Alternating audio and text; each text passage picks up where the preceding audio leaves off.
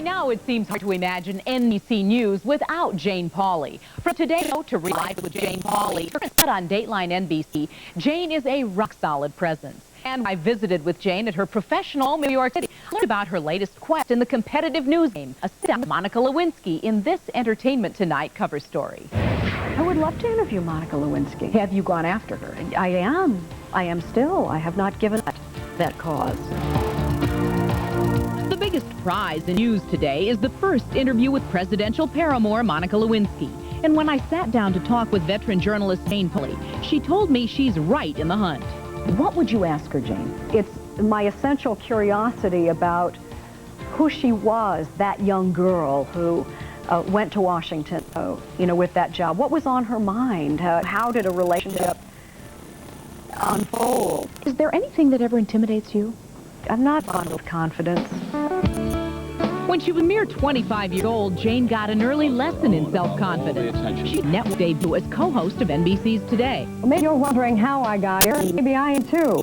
From her 13 years ago to co-anchor rated Dateline NBC 5 nights a week, Jane one of the most respected journalists in television news. Did I hear the title, The Matriarch of NBC News? No.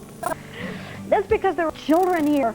They're all children. Do you feel, Jane, like in looking back over the 20-plus years been at NBC, as you said, you were looked at as being too young. A critic of yours, when you were on the air, said you had the IQ cantaloupe. Another one called a hood ornament. A hood ornament? A hood ornament. I've spent a lot of my life walking up and down this hall.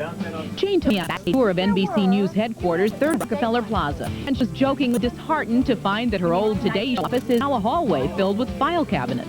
It doesn't matter. It's gone. They just kind of... This is it. This is the office.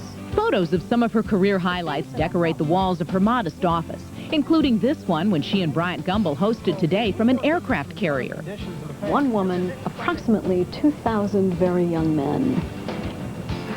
You should have such an experience sometime in your life. What did it do for you, Jane? It did a lot for me. Welcome to our first show. Since that first episode of Dateline in 1992, Jane has solidified her reputation as one of the most likable and trustworthy faces in the news business.